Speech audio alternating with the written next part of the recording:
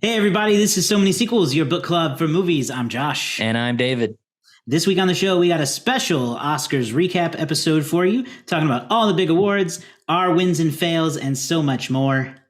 Yeah, we're going to be talking about some of the big historic wins, as well as our favorite Jimmy Kimmel bits, and that includes the slap jokes. Yes, you can find out more about our show at SoManySequels.com, including where you can find us on social media and listen to all our past episodes. And of course, I got to plug our Patreon, patreon.com/SoManySequels, where you can join our Discord and have fun chatting with us on there. All right, without further ado, enjoy our Oscars recap.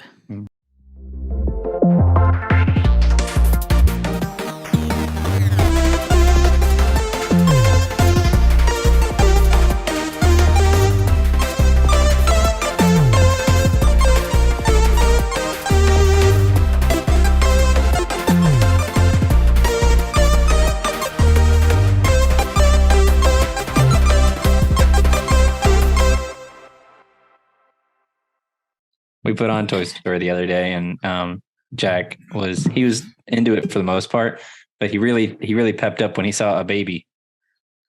Because his little sister comes on screen. She's like, ah, oh, right. A baby. And he got really excited about a baby being on screen.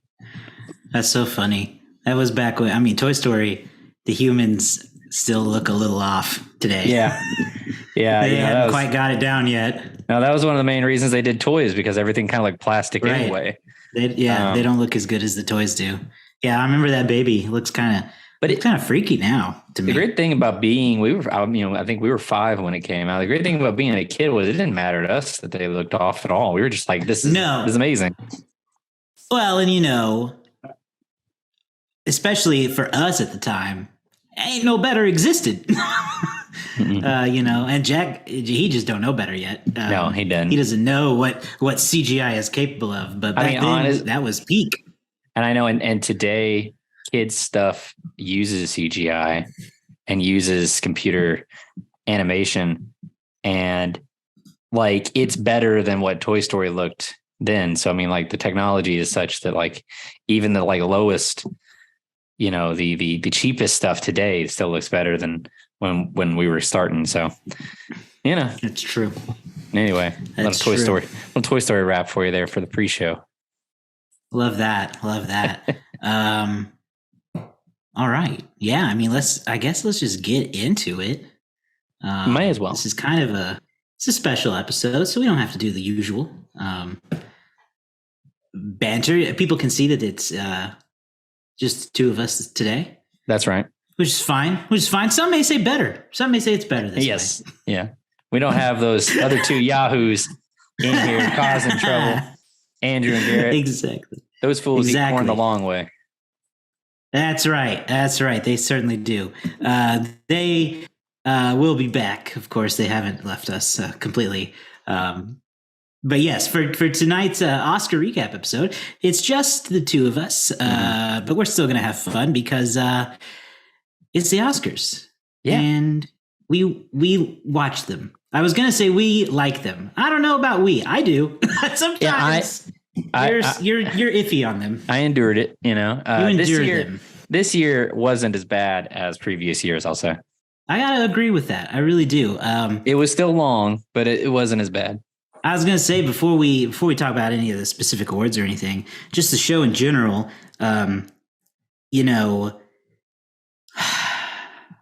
people were wondering, what are they going to do? Because you know what happened last year.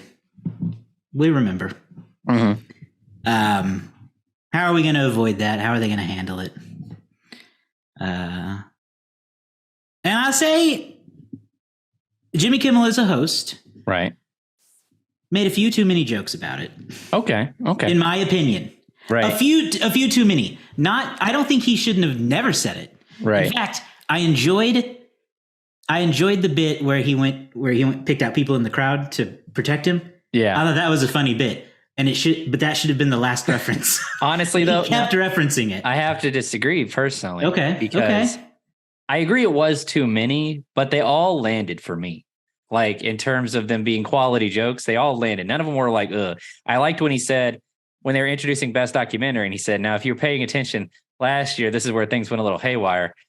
for this particular presentation. He goes, this year, hopefully everything goes off without a hitch, or at least without hitch. And that to me was, I loved it. And I definitely agree with you there. You know? I agree that the jokes landed, at least for me. If he had only done 1 to 3, then probably perfect. But you know, like I think you're right. It did end up being like something like 7 or 8, especially like as the show closed, he comes off and he has the little board. I don't know if you remember this. He has a little board and it says a telecast without incident, and he puts the 1 on there. So so that was a funny last joke of the night. But I could go with too many, but they all landed, I think, for me. Yeah, I can settle with that. I can agree with that. None of the jokes made me groan. None of those jokes. No. I even appreciated, God, what was the joke where they threw a literal rim shot in? You remember that one? Yeah, it was so bad. He said that the visual effects artists were going to go to CGI Fridays. CGI Fridays. Look, I appreciate a joke like that. Pretty sure you appreciate a joke like that. Well, yeah, it's so bad, it's good. When I was expecting Cocaine Bear to actually be Matt Damon, but that reveal never happened. That would have been nice. Overall, Jimmy Kimmel is certainly a Jimmy. Mm-hmm. He's fine. Yeah, I think overall I would say he did a good job with what he needed to do. Yeah, I appreciate the jokes that are directed toward the Academy and the show being long. Every time he mentioned that he knows that it's long, I appreciate it. Right. It's Jimmy, for all his past things, he does have a very polished delivery, and he has a very he has that TV show host speed when rattling off the bits. There's no drag to it. There were no, thankfully, except for the thing where he was interviewing people in the audience, there were no dragging skits. You know what I mean? Right. So for the most part, everything kept pretty good. He did bring out Ginny from Banshees of Inisherin, and I was like, oh, this bit could go really long, or we'll see. But luckily, he kept it pretty brief. And all of his jokes about how long the show were great. His last joke of the night where he went, "We were now enjoying Good Morning America already in progress." Yes, it was pretty hilarious. Yes, I definitely appreciated that and enjoyed it. And I think he did fine. I don't have a complaint about his hosting, and I do think they improved the show a little bit by keeping those bits tight. Yeah. Yes, yep.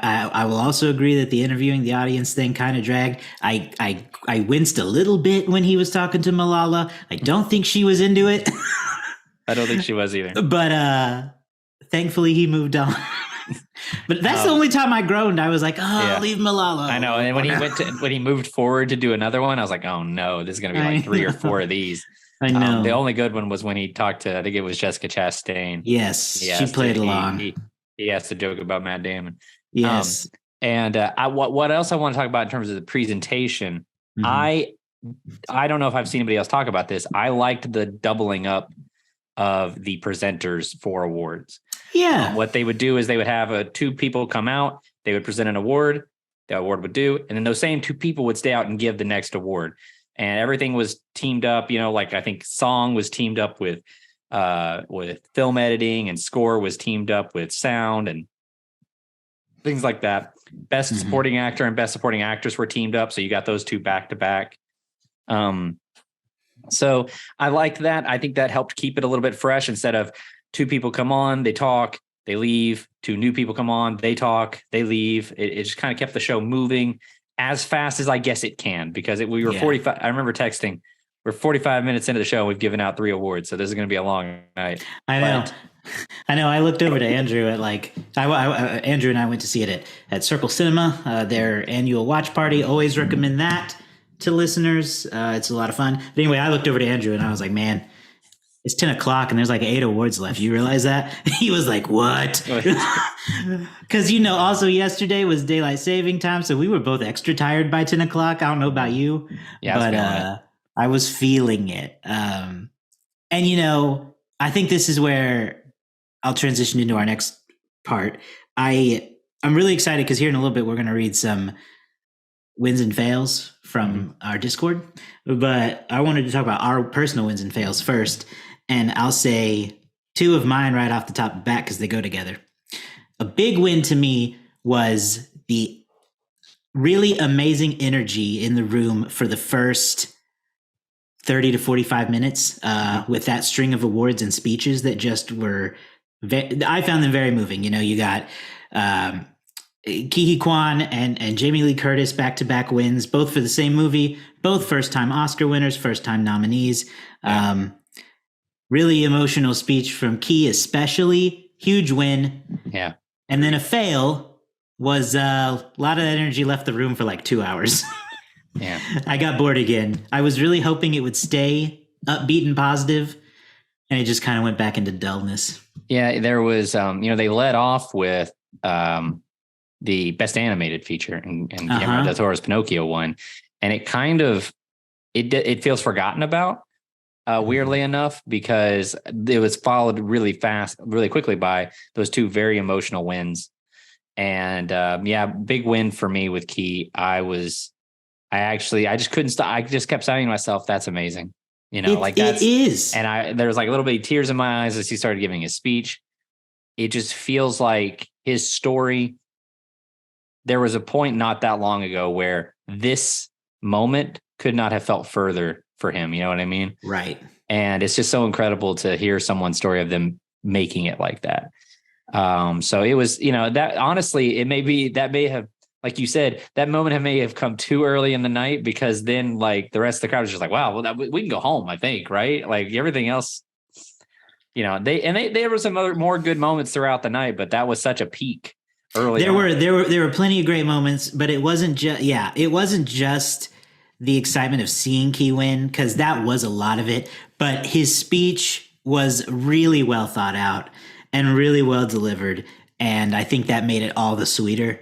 We might as well just talk about his award right now, since he's our biggest. I think he's our biggest winner of the night, right?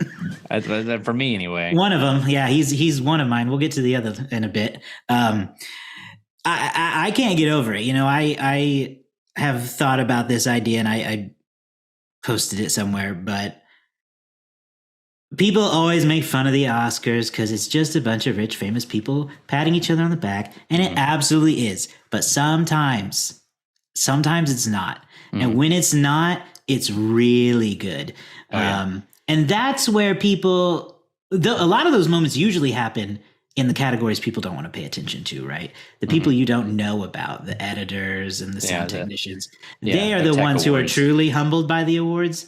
But seeing a star do it, or at least a reappearing star, was special. He was really struggling, and it was a thing where he didn't know how much longer he was going to make it in the industry. I saw an interview with him from one of the late night shows where he said that they started filming Everything Everywhere right before the pandemic started, and they got finished with most of it, but they had to wait and finish it afterward. But when the movie wrapped, when his portion wrapped, he ended up losing his health insurance because no one wanted to hire him. The movie hadn't come out yet, so no one knew it was good. And he was like talking about how scary that was to lose his insurance at the peak of the pandemic. He was like, So now watching him, just like he said, a child who came here on a refugee boat, then went through all that. Now he's on Hollywood's biggest stage. Amazing.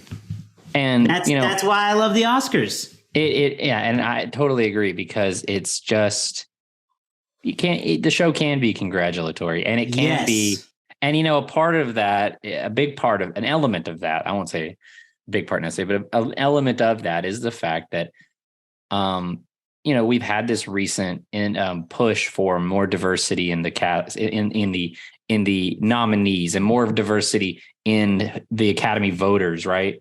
And, a lot of times the people who are up there to be awarded are the same people that have been up there countless other times. So in that sense, it can be congratulatory. It's like, this person's been nominated 15 times or 16 times, or 10 times, or whatever. But, Jimmy Kimmel noted at the beginning of the show this year, he had 16 first-time nominees. across all categories, or was it just the acting categories? I can't remember. But you had I don't remember. You had dozens of new nominees. So for some people, this was like their first chance, and hopefully they'll get more. But for quite a few people, were Ke and Brendan and Michelle Yeoh and Jamie Lee Curtis and the Daniels, the guy who wrote the screenplay for Everywhere. Like, this is all like their first time, and they all won. And it's amazing to see people, people achieve that. Where, years ago, 10, 20 years ago, this kind of movie may not be nominated at all. Right. These kind of performances may not be nominated at all. So it was very special. Gosh, I'm trying to think of a fail for me now. As happy as I am for Jamie Lee Curtis, I think I would have gone with Stephanie Hsu in that particular category. Yeah, I understand that. I can't even argue with it. I know. They're really a coin flip for me. I rewatched the movie Sunday afternoon before the Oscars. So you saw the butt stuff. Right. Yes. I told you about that. And I came out just being really impressed again with all of them. I thought, seeing Stephanie Hsu win would have been amazing. Seeing Angela Bassett win would have been amazing. But I'm just as amazed seeing Jamie Lee Curtis win, I have to say, because I thought what she did in that movie was really, really special. She is also one of the actors in the movie who's playing multiple roles, showing a lot of range and doing cool stuff. So I just couldn't be upset, really. No, I don't know that there was a loser in the category. It is really a situation of like splitting hairs in terms of at least in that movie. And so like, between the two, Stephanie stood out more to me, but I have zero problem with Jamie Lee Curtis being Academy Award winning actress, Jamie Lee Curtis. You know what I mean? Right. So, it's cool because it goes back to what you just said a few minutes ago. First time nominees, first time winners. That's still special, especially when it is someone like Jamie Lee Curtis, who's been in the industry for decades, getting her first nomination or first Oscar this late in her career. That's still cool. And I hope to see Stephanie Hsu back in the running often. Yes. I mean, hopefully. Because she's great. You hope this isn't the last time for some of these people as well. But go ahead. I was just going to say we got some wins and fails from the Discord here, which you can join by checking out patreon.com/so-many-sequels. We've got a couple tiers there for access.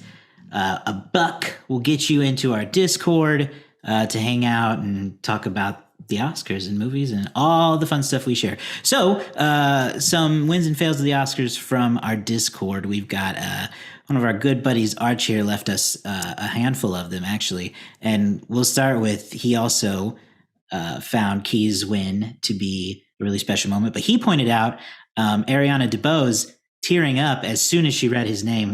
And she did. She absolutely choked up. And then he followed that with Ke's speech being so heartwarming and how it was clear that like Ariana especially couldn't help but be happy for him and the whole cast and crew. And I want to add on to that and say, I felt like I noticed that a lot of the presenters seemed to genuinely gasp before they read something. Yeah. And that seemed nice. Yeah. They all seemed pleasantly surprised by what they were reading. Yeah. All the presenters did a really good job. They all seemed like they were really into the show. They really did. Then of course he talks about Brendan Fraser being one of his favorite moments. After watching him and Ke do interviews in all the Oscar roundtable stuff, he wants to see a new Ke and Brendan movie happen. Yeah. Perhaps an Encino Man 2 is what I would suggest. Or Mummy 4. Mummy 4. Yes, we'll talk more about Brendan. He liked the 360 wraparound shots as they teased to break. Those are always cool. I didn't think about that, but those were cool. And yes, he pointed out the Daniels being in there. That was a big laugh moment at Circle Cinema. People liked the Daniels. The Daniels are very popular. They were very funny. Interesting to see where their career is going to go from here. I know. I want to go back and watch some of their. They haven't made a lot, but they've made some buzzworthy movies before this. Yes, and we'll probably talk about them more in a minute, but they did win Best Director. The first duo to win Best Director since the Coen brothers for No Country for Old Men. Yeah. So his only dislike, Archer's only dislike that he left us was the close-up version of Lady Gaga's performance of "Hold My Hand." Yes, let's talk about this. Let's talk about it because your wife Nikki popped in on there and said she disagreed with that and thought it made it more personal and intimate. So I think these are good thoughts on it because I'll say initially I thought it was weird. Because it seemed extra close. But then the more she sang, the more I was okay with it. So by the end, I was like, oh, I see what she's doing here. Mm-hmm. So yeah, I'm cool with it. I agree because initially it stood out to me too because she's just like black T-shirt and jeans, all acoustic, it's just like one pair of drums, two guitars and a piano. I think that's all she has up there. So, and I don't even think I think it was just her and a guitar or her and the piano for the first verse and chorus of the song. Lots of close-ups, very intimate production versus what you got with the performances for RRR and the performances from Everything and Rihanna's performance, which were big and had all these production elements and stuff. Lady Gaga, she's got that show stealing mentality. She's thinking she does. Yeah. She's thinking, they're going big. I'm going to go small. I'm going to go like real close. And then that'll stand out compared to the other things. Right. I think it's fine. I think it's probably right. Well, it's also, it was also cool because she changed the song a bit, that song, if you listen to the studio version or, the version that you hear in Top Gun Maverick, it is big and loud and kind of upbeat. It is not like I wouldn't call it a slow ballad. No, it feels a lot more upbeat than that. So it was also impressive just to hear her sing the song in a way I hadn't heard yet. That also made it kind of show stealing. That said, the other half of that being whoever's working the camera, is just keeping those close-ups, aesthetically pleasing. Because they're, if you drift off or if she moves out of your shot all of a sudden, it can be jarring from a point of view shot. Yeah. So I agree with that. I agree with that. Let's see, what else do we have in here? We got a win for Andrew Garfield's face during the Will Smith bit. The combo, I tell you, it's like he went into that show thinking, I'm gonna be a gift tonight. It was like, and there was a pause. When he said, I've got Spider-Man, you had to get through Spider-Man, there was a pause in the audience. Like when they saw Andrew Garfield, they were like, that's not Tom Holland. I know! I felt it too. Or not Tobey Maguire, whoever it is, the Academy thinks of Spider-Man is like, oh, it's Andrew Garfield. I know. It makes me wonder if Tom and Toby were even in the room. It wouldn't. Right. I mean, Toby's in an Academy Award nominated movie, so it wouldn't surprise me. The underrated part of... Sorry. I was just going to say, it's funny they went to Andrew. It's not who I expected either. The underrated part about this screenshot that everybody grabbed is Halle Bailey in the background laughing at Andrew. It was pretty good. Yeah. Oh, you know what? That brings me to an L for me. Okay. I thought about this the other night. They did this at least twice, maybe 3 times. They had presenters come out to present trailers, and I did not like that. They had Melissa McCarthy. Is that her name? Yeah. And Halle Bailey come out to present the trailer for The Little Mermaid. Right. And I was like, why are you when it started being that's what it is, when they started playing the trailer, I was like, did they just come out to present the trailer? Just play the trailer during the ad break. Like, why are we eating into time of the show for them to come out and go, The Little Mermaid is a special movie. I agree. And I love getting to play Ariel. Just play the commercial. Like, why are we presenting anyway? And then they did it again. Morgan Freeman and Margot Robbie came out to present a trailer sizzle reel for Warner Brothers 100 Years. And I was like, why did they come out and talk about it first? They could have just ran this. I bet they would have done the same thing for Oppenheimer if they could have gotten anybody from that cast to come down. Right. But like, I didn't know why we were eating into the show with that. No, I agree. The presentation of that was definitely a fail for me too.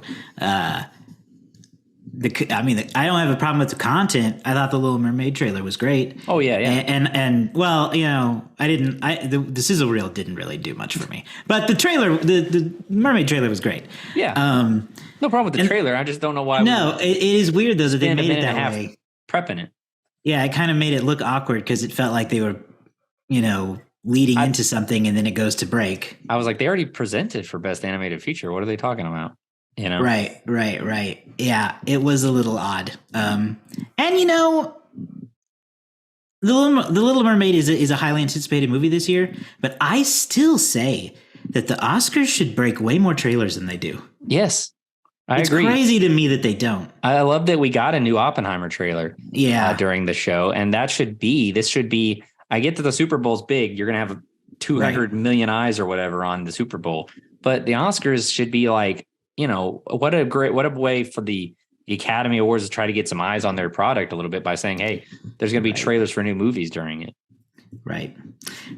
Yeah. But you don't have to present them. I don't fully know how that works. I wish studios would invest more ad time during the Oscars. I would rather see that than the washed up Super Bowl commercials we watched a month ago. How long was that? Which is what we ended up watching. How long was that Booking.com commercial? That's the one that drove me the craziest. They played the full length commercial. It was like 2.5 minutes. Like the whole world didn't just watch it a month ago.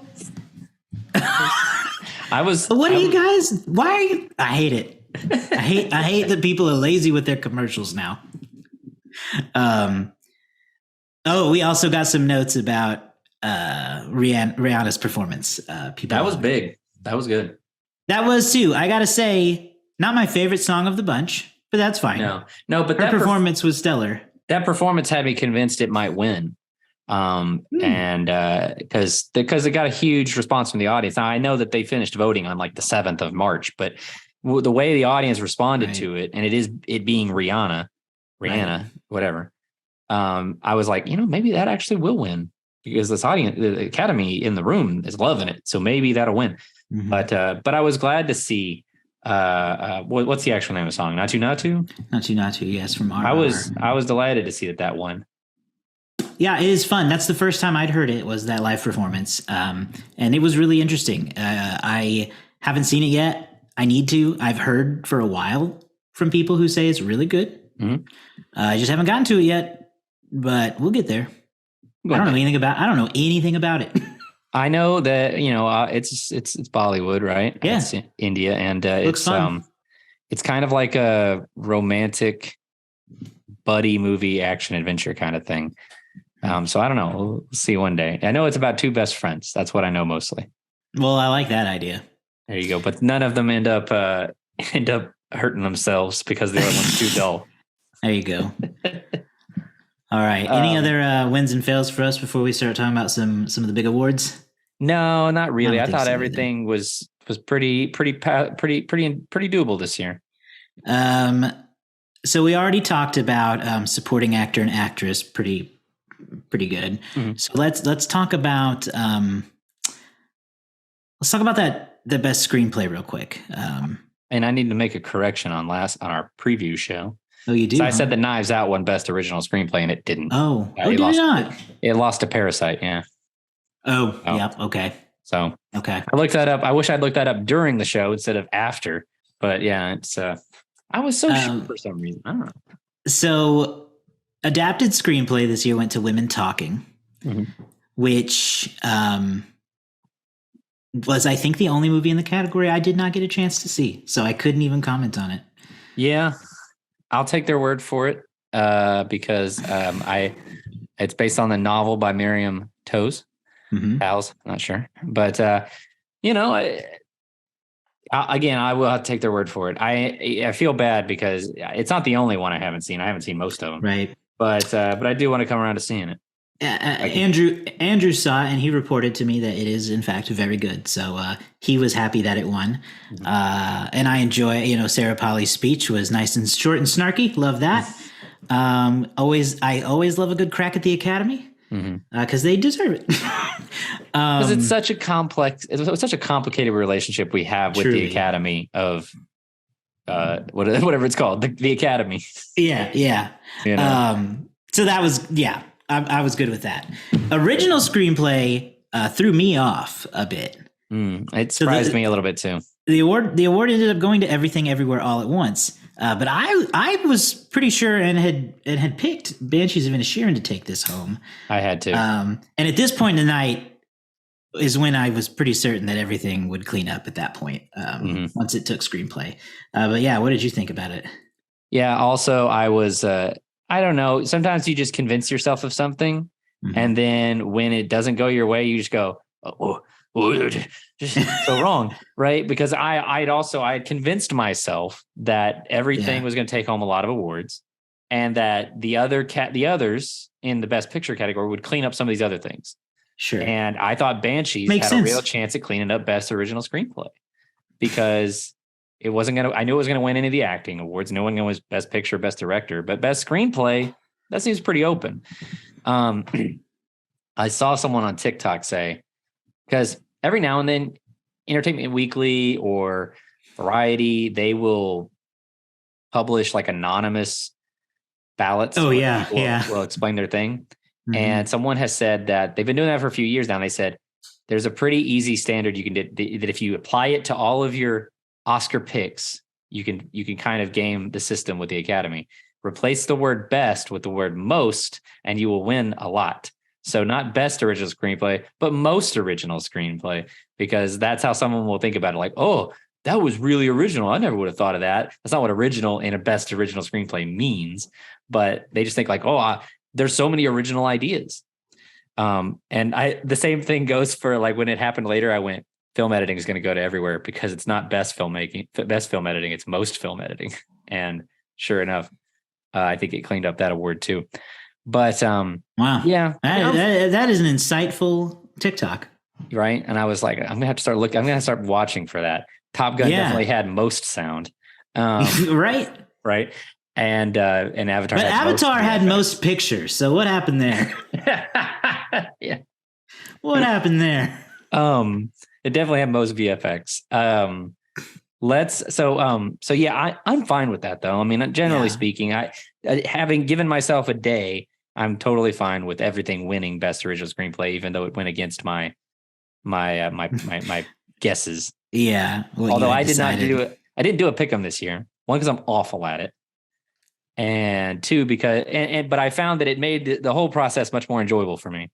Because you weren't invested. Because I wasn't. Yes, I didn't. I had no other reason to be invested. There was no prize on the line. I am really upset that you won that cool Ryan Johnson hat at Circle Cinema. Yeah. Oh man. Yeah. The ballot masters here. Yeah, that was really fun. Better than a cool hat. I know. It was really cool. I was pleasantly surprised. I got several wrong, so I didn't think I even stood a chance. So yay! What'd you do? What'd you finish? Like 15 out of 23? I think it was 16 or 17. Not bad. I don't remember exactly. It may have been 17 actually. I would have gone like 11, like I did last year, because like it's like usually the documentary awards and the shorts kill me. Yeah, those are tough. The shorts are especially tough. Anyhow, but yeah, everything winning, fine. That's great. Yeah. Okay, this is a big one because it's been a big focus of our show this month. Let's talk about Best Actor. Finally, the circle is complete. The prophecy is fulfilled.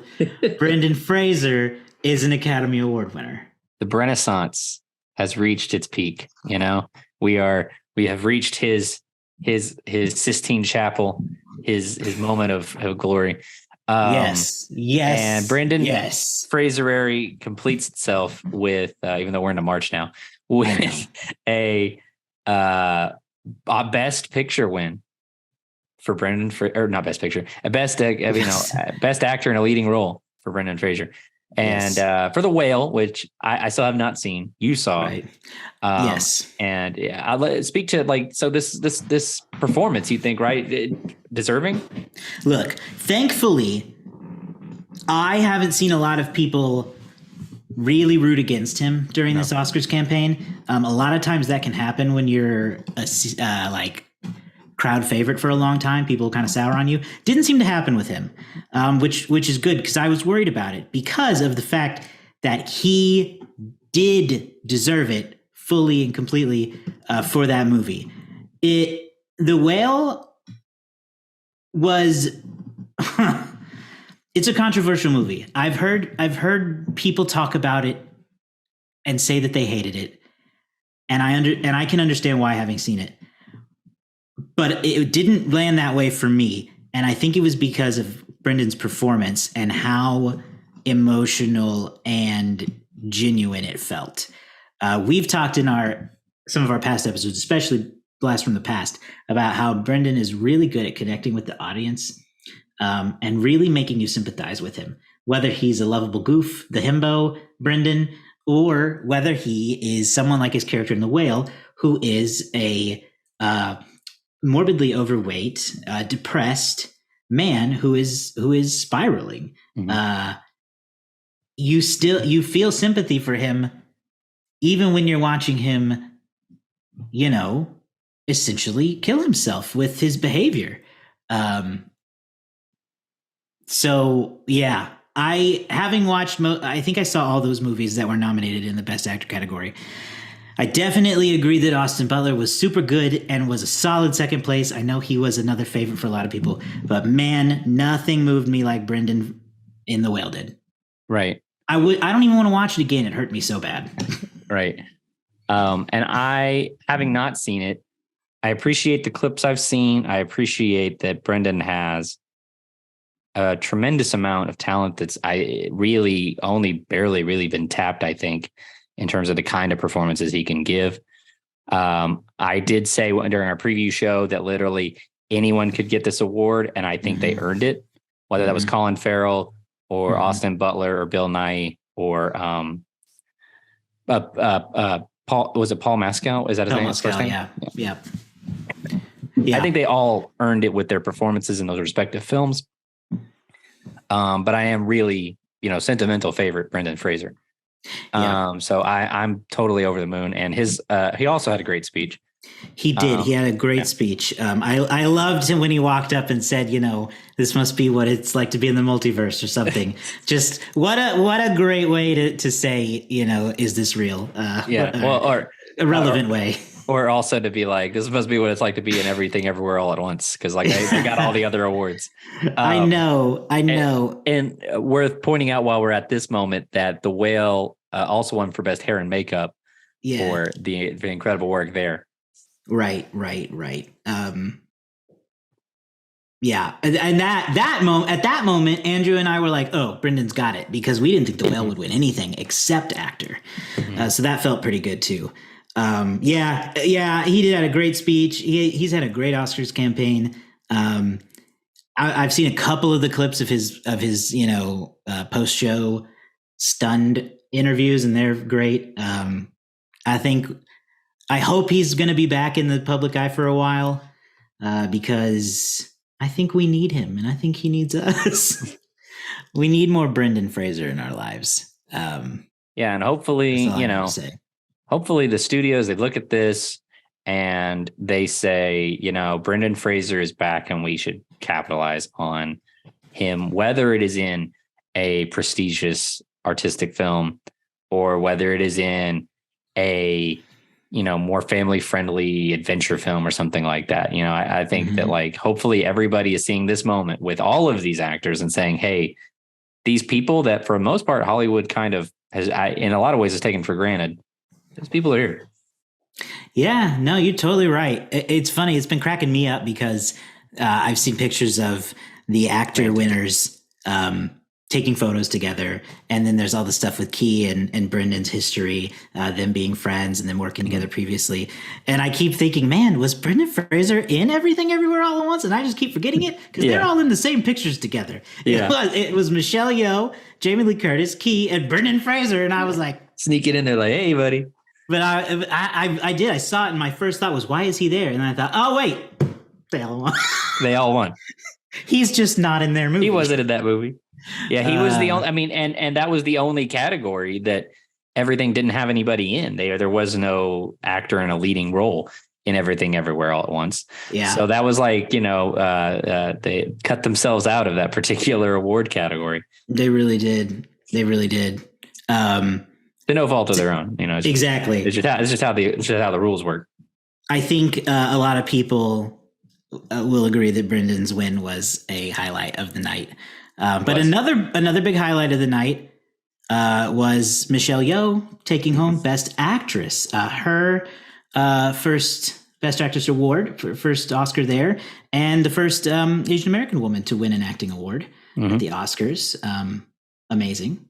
Good for her. Amazing. Well deserved. And, Michelle Yeoh is an actress whose, whatever you want to call it, catalog, filmography, I really want to dive more into, because I've seen her in things, but I've not seen all of her work. And she's a legend, both, in the US and at home, and, and I mean, it's just really cool to see someone like that win. And she's, I don't know. I'm trying to think of the right word. She's so graceful.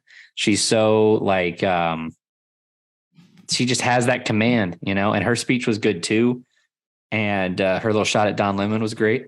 I caught it too. I was like, "Oh, that's for Don Lemon, isn't it?" That don't ever let anyone tell you you're past your prime, is what she said. Right. All the girls out there, all the ladies. That was good. So, yeah, she's great. She's like who I imagine is like the ideal like Hollywood star to me. She's she seems very personable on camera. She's got a great range, but she's also like seems like royalty or something. You know what I mean? She just seems like a star. So, a well-deserved win for her. Finally, that was another rewatching everything before the ceremony. I was just amazed by her. She's great. Also underrated, her stint in Star Trek Discovery. Yes. Her Star Trek Discovery. I think no, never mind. She was at one point signed on to do her own Star Trek show, but it never got off the ground. And I don't know if that will still be a thing now that she's won an Oscar. She's gonna be harder to get now. Yeah, I don't know if Paramount Plus can afford her now. She's had a real series of good, so she's in Shang-Chi. She's going to be in this new Disney series, American Born Chinese, with Ke Huy Quan, with Stephanie Hsu. They're both coming back for this thing. So that's exciting. It's just, and we know it. I think we both picked her to win, right? So, I had no doubt about it when it was something just before. It was like best.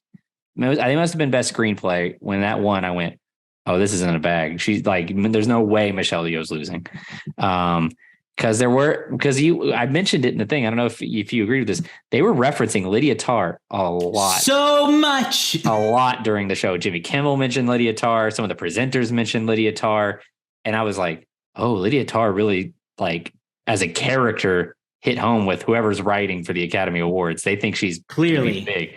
And so I was like, oh, but I mean, Cate Blanchett, if she'd won, Cate Blanchett's amazing. So, I mean, it's fine. But I was really like, I was pulling for Michelle Yeoh. That's where my heart was. Right. I agree with that too, fully. Tara was not for me. I didn't personally love it, but yes, Cate Blanchett's amazing and she would have earned it just as much, but I was pulling for Michelle. And I'm very glad that she won. I always am looking for a story like that. A real meaningful win, not just for her, but for a lot of people. So it was really cool. It was great. We'll follow that up with, you mentioned a little bit earlier, we got our first duo to win an Oscar since, the Coen brothers, or not an Oscar, but the first duo to win directing since the Coen brothers for No Country for Old Men. The Daniels, both of them. I was just going to say their names off the top of my head, but I think I will say the wrong one. So I better not. Daniel Kwan, I think, is one of them, right? Yeah, and Daniel Scheinert, I think, is the other, but we'll double check me. Hey, I'll tell you what, great little video to check out before, just heads into this. I don't remember who put it up, but just go on YouTube and look for Ryan Johnson and Daniels have a conversation. That sounds amazing. It's a great conversation. They kind of chop it up a little bit in editing, but it was a really cool video of them just talking about making movies and how they make movies and stuff like that. So I gotta say, I'm embarrassed at how long it took me to realize that the Daniels were just two dudes named Daniel. I really didn't know that for a very long time. Right. I never thought to look into it that much. I was like, oh, that's just, I don't know. It's just a moniker or some fun thing. Yeah. Nope. Two dudes whose last name is Daniels, maybe. Yeah. But it was two guys named Daniel who are just good friends. I tell you what, unrelated, their story is very interesting to me because one of them is from like, I don't know, Swamp Butt, Alabama, and the other one's from like Swamp Butt, Alabama, Birmingham. Is from Birmingham? Yeah. And then the other one is from apologies to Birmingham. Yeah, Massachusetts. Is that where the other one's from? Yeah, or Connecticut or something like that. Yeah, Massachusetts. And so that's so cool that the cinema and theater and screenwriting and all that brought them together. That's fun. What's amazing to me is that these guys got started. They met at film school, right, in Boston at Emerson College, and they like first became known for directing the music video for "Turned Down for What" by Little John. Turned Down for What? That's the Daniels. Yeah, and now 13 years later, they're Best Picture, Best Director winners. Obviously, I think this is probably one of those movies that Garrett loves. Swiss Army Man. Seems like a Garrett movie. Yeah, and it is a Garrett movie. And so it'll be interesting to see if they can maintain this style for more films. You know what I mean? Like now that they've won an Academy Award, the temptation is going to be to put them on something, prestigious, like not an original idea, like to have them bring something, you know what I mean? You know what I'm talking about? Like, it's going to be interesting if they can maintain this style they've created for themselves. Right. I mean, it's very impressive. I mean, Swiss Army Man was a more niche film, but it didn't, not get recognized. It got a lot of accolades. It was not recognized by the Academy, but it did pick up nominations at the Spirit Awards, the Sundance Film Festival. So they started out pretty strong, and now their second film, they've scored this massive hit. So you're exactly right. How do they continue to make their own path without feeling like they just have to make everything everywhere every time? Because every, when you succeed early like this, there's that albatross hanging over you of like, were they a one and done? Were they a one hit wonder? So like, I'm not trying to I'm not trying to ruin their careers immediately. I'm just saying it'll be interesting because now, I don't know what the budget was for Everything Everywhere All at Once, but now a studio, whether it's A24 or whether it's Warner Brothers or whether it's Sony, is probably going to back up the truck for them. And they may give them a property that they want them to adapt as opposed to an original idea. You know what I mean? So like maintaining their artistic style and integrity is going to become much more of a challenge when you have that kind of money to work with, when you have like, if Sony wants you to come in and wants you to direct a new Spider-Man, you know what I mean? Or whatever have you. Yeah. Yeah, so that'll be. I look forward. I have a private letterboxd list called Directors to Watch, and they have. I like that. They've made the Directors to Watch list because I have a hard time keeping up with directors sometimes, and sometimes I will watch. So my favorite thing is when I discover that I really like a director because I like all these movies and had no idea that they were the same person, same creative person behind them. Yeah, so, that's happened to me too. Trying to note when I watch a movie that I really like, okay, I'm going to keep an eye on the people who were creatively involved with this so I can follow them. So yeah, I'm looking forward to seeing how they follow this up. Yeah, I agree. It'll be really interesting. I mean, I don't know if they have announced the next project or not. I don't see one on their wiki at least, but I'm sure they'll be getting to work soon. Oh yeah, ride this one out for a little while. I do. Let's acknowledge a little bit too here, Steven Spielberg, and we had talked about last week how we thought that he may win this. This may be his consolation for not Best Picture with The Fabelmans. But interestingly enough, The Fabelmans shut out here at the Academy. No awards for The Fabelmans. And that 0. goes for Banshees, Tar, Triangle of Sadness, and Elvis, all shut out. No awards for them. But back to Spielberg, I thought I was a little bit surprised, but when the Daniels were called, I was like, well, there you go. I mean, there you go. That's it. Yeah, I agree. The night fully ended at that point in terms of what was going to happen next with Best Picture. But yeah, there was a part of me that also thought maybe Spielberg could do it. I wouldn't have necessarily been upset. I just would have left thinking, I don't know if he's the one who deserved it tonight. Right. But, thankfully the Academy went the right way, like they so rarely do. Right. So it was very nice to see a night of mostly pretty good picks. Yeah, it's because yeah, I was just gonna say the whole directing lineup was pretty good. You got Martin McDonagh as well for Banshees of Inisherin, Todd Field for Tar, another movie that I guess Hollywood liked a lot based on the jokes, and Ruben Östlund for Triangle of Sadness, another Best Picture nominee and great movie. So it was a stacked field, but I felt pretty certain that I could say that only the Daniels deserved it. This time. Yeah, or that they deserved it most. Yeah, they were the most director. Most directed. Because there were two of them. It does work. The most direct, the award for most directors goes to. But yes, we talked about last week Spielberg's history at the Academy, and he's won 3 Academy Awards.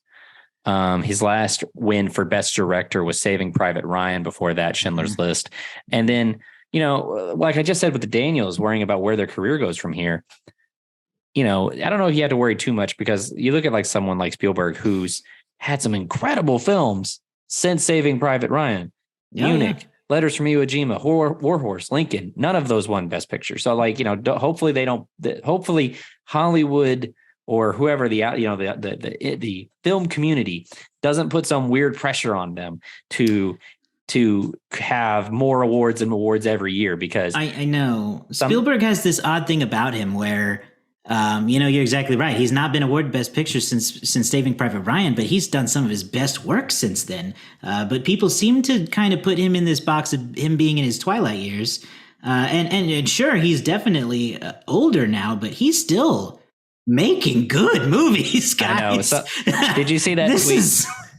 Did you see that? Good. Did you see that tweet? You might have retweeted it. You may be how I saw it, but someone was like, "What? The Fabelmans was really good, but what was the last great Steven Spielberg movie?" And someone retweeted and said, "Gosh, you'd have to go all the way back to West Side Story."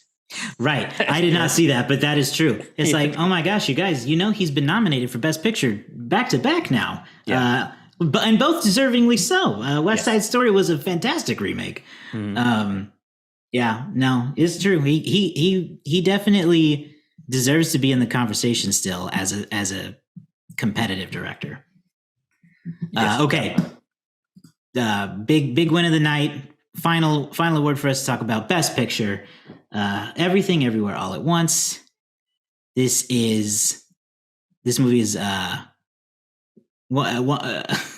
totally just blanked out. I was gonna say Everything Everywhere All at Once is the most awarded Best Picture winner since Slumdog Millionaire, I think in 2009 or 8, something like that.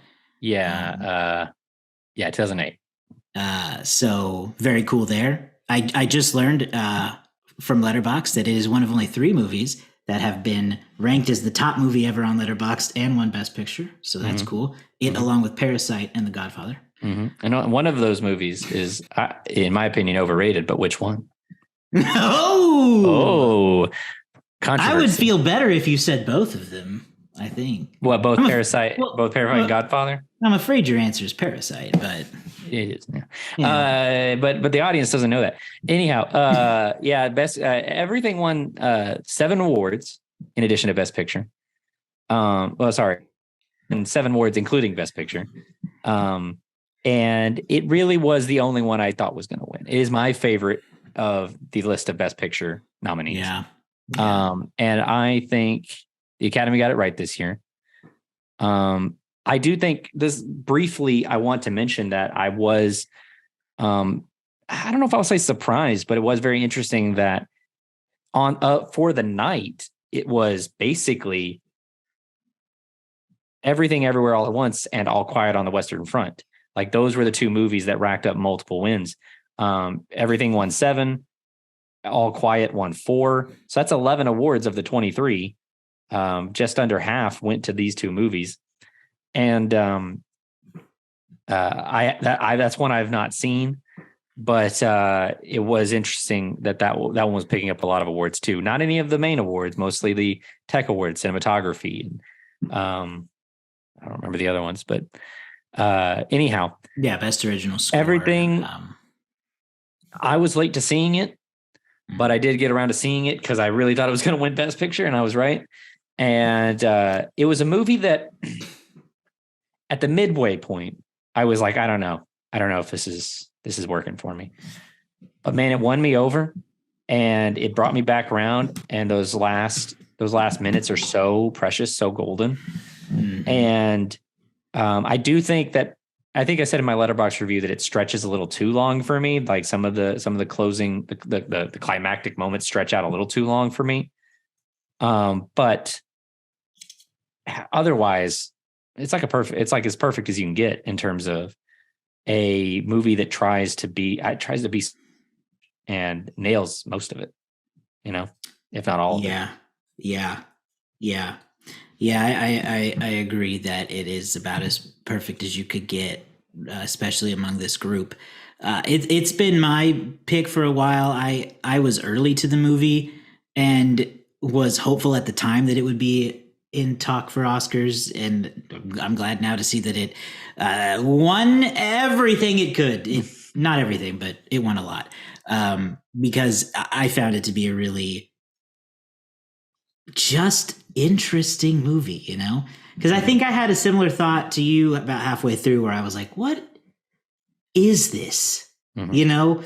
And then once you get to that ending and you see the whole picture, it's hard for me to see how you could not feel something toward it. Mm-hmm. It's as weird as it is, it can be very relatable. I mean, at the end of the day, a lot of this is a story about families and particularly parent-child relationships. Mm. A lot of it comes down to Evelyn, Michelle Yeoh's character, and her relationship with Joy, Stephanie Shu's character. That all ties back into how Evelyn was treated by her parents when she was growing up. It's a lot that that people can relate to if you look past the hot dog fingers and Raccoonui. And that was hard to digest. I'll be honest. The bloody dildo fight, which is just not a phrase I say often. And then that final battle scene where Michelle Yeoh is just verse jumping and fixing everyone's problems. Amazing. Amazing. And it is weird, and it may be difficult to follow for some. So I'm not gonna begrudge anybody that may have difficulty with processing the material of it. But if you're willing to buy in, if you're willing to say, okay, I'm just going to allow this story to be told, I think you will not regret it by the end. That is my recommendation, is just be willing to embrace the weird. Yeah. And, there will be moments like Ke Huy Quan giving himself a paper cut in all 5 fingers where you will grimace, but you will. That was hard to watch. I can't do it. I'm gonna have to, in future viewings, I have to skip that part. It was I was sitting there going, but anyhow, embrace it, give it a chance, and I think by the end you will be won over. They had me on the verge of tears just by looking at rocks and reading text.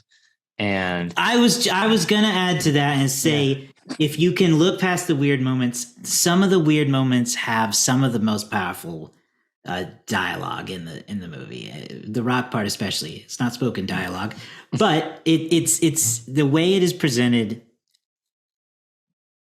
Good. Approve. Yeah.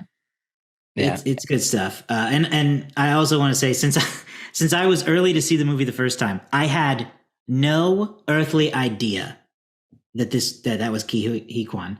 I had no idea that it was, in my mind at the time, Short Round from Indiana Jones and the Temple of Doom. So Right. I found that out after I watched it, was mind boggled by it. I was like, wait, that was Short Round? He was incredible. And then, rewatching it, man, the stuff he does in that movie, the fight scene with the fanny pack that he does. His cool, I don't know what he's supposed to be with, like the version where she's a famous Hollywood actress and he's like also rich and famous at this point. Yes, he's so suave, he plays so many characters. He's so smooth and suave and cool. And then when he's her husband, he's just kind of dopey and in the way. Like, I don't know, loved it. He's great. Yeah. But I can't say anything bad. It got quoted during the night, but the thing about laundry and taxes, I was like, oh man, Ke Huy Quan just won the entire year for me just now. The way he said it, it just it had me. A magical line. I think across the board, it has been a while since when I watched these Academy Awards that I have seen a film where I was totally content with it winning as much as it did. I agree. And with the quibble of Stephanie Hsu over Jamie Lee Curtis, right. that's the movie fighting itself. You know what I mean? Exactly. So it's such a weird little quibble within that, but I don't know. I can't think of another year where I was this content. Like there's some years where you're like, oh man, I like that movie, but I really like this movie too. And this is like, the only thing that's nominated for, I know. I am convinced, I think I said it, I am convinced that if they had an actor in a leading role, it would have won that too. I think it could have. And, I will jump on what you said. It's been a long time since I recall being able to root for a movie this much. And for such good reason, because it's not like it's not like Best Picture was weak this year, at least I don't think it was. I think there's a lot of strong movies in this year's lineup. So I can honestly say most of these, I haven't seen most of them, but the ones that I saw, I genuinely liked. Right, that's the thing. Like, I think I said in our Oscar preview episode, typically the nominations come out and there's at least one movie where I'm like, what the hell is that doing there? I really thought but not this time. I really thought that was going to be Elvis this year, for you and maybe for me. I didn't hate it enough to think that it shouldn't be up there. Your initial review was so striking to me. You were like, it was weird, but I kind of dug it. Yeah. Yeah. You got to see it at some point, didn't you? I did. Yeah. Okay. Yeah. It was weird. But I kind of dug it. And my enjoyment of it improved my wife's enjoyment of it because she saw it and she really didn't like it. Yeah. But I was sitting there and I was just kind of like, okay. It was a little strange. It was moving so fast through moments. It's a fever dream of a movie. I don't want to just sit here and review Elvis, but anyway, it was the one I kind of thought I'm going to hate this, aren't I? But no, I didn't hate it. I didn't hate it. So overall, pretty good year. A pretty like in some ways unremarkable. Like nothing crazy happened. The Joe Biden of award shows. The Joe Biden of award shows. Safe and boring. Safe and boring. I dig it. I thought about that joke like 3 hours ago, and I was like, I like it. Try it out. Well, some people just want safe and boring for a little bit. I think we've learned that. Mm-hmm. Yeah. I want to throw a little question at you. We don't have to go long on this. Okay. Yeah, we're about at time. Any category you want, at least of the big five, we see back next year. Like in terms of people who are nominated this year, is there anybody you think we see again next year? Or like whether it's directors or actors, do you think anybody is nominated again next year? This might be a wild card pick, but I think it's fun to say, so I'm going to say it. I wouldn't. Brendan Fraser for Killers of the Flower Moon. Oh, that's a good pick. Possible Best Supporting Actor. That's what I'm going to think about. If you were going to come back, I could see it. I thought that this would be a hard question, but I think you really nailed it there. Even though I don't know would be yet. I'm going to say Ana de Armas gets nominated again. Mm-hmm. She was nominated for Best Actress this year for Blonde. I don't know what it's going to be, but I think Ana de Armas gets nominated again. Yeah. I mean, I don't think this was her last year for sure. Whether or not it'll be next year remains to be seen. The safest bet, though, is Steven Spielberg because he was nominated the past 2 years in a row. So right. just assume that whatever he makes this year. And he was nominated before that, it was 2018. So what is he working on now? Spielberg got a new project already lined up? Beats me. I didn't know he was working on The Fabelmans during West Side Story. So it's true. Let's see here. There's no info here on any new projects, but yeah, I mean, never bet against Spielberg, really. But yeah, so that's my pick. I'm going to say Ana de Armas. You say Brendan Fraser. Okay. That's really good. I'm going to stick with that. Yeah, I hope I'm right. I think it'd be fun. We'll have to write those down somewhere, and we'll see how we turn out next time. Yeah. If Killers of the Flower Moon does well, it will not be as much of a feel-good picture as everything, I am afraid. My other favorite thing, one last favorite thing about the award show, I love that Harrison Ford presented Best Picture. And I love that gave us a moment for Ke to reunite with Harrison Ford. I love that Spielberg was in the audience to cheer on this kid that essentially he discovered. I know. It was an amazing all-around moment, specifically for Ke, but also, for the everything there. I'm really rediscovering my love of Harrison Ford lately. It's gonna improve Temple of Doom. That's the best part? Is like everybody kind of like Temple of Doom's like their third favorite. Like people are gonna start going back it's not and I don't care for it as much as some of the others, but Harrison between that and Indy coming back, and I don't know if you've seen his show Shrinking on Apple TV. Been watching Shrinking. He's delightful. He's such a delightful, grumpy old man. It's true. We should cut after we wrap. We should cut, and then we'll do a brief review of Shrinking. Love that because I have thoughts. Okay, we could talk about Shrinking. Okay, well, I think that's it for the Oscars. I can't think of anything else. We're a little over an hour. I'm pleasant with that. Mm-hmm. So thanks for joining us. Thanks for keeping up with us this Oscars season. Thanks for sticking out Brendan Fraser with us. I say sticking out like you didn't love every second of it. Brendan. If you're listening to this, as it came out, we've got one more special Fraser episode coming to you probably here in a couple days. We'll see. But other than that, we will be back with regularly scheduled programming very soon. So check us out online at somanysequels.com. You can find links to all of our social media accounts there. We will see you all next time. Bye.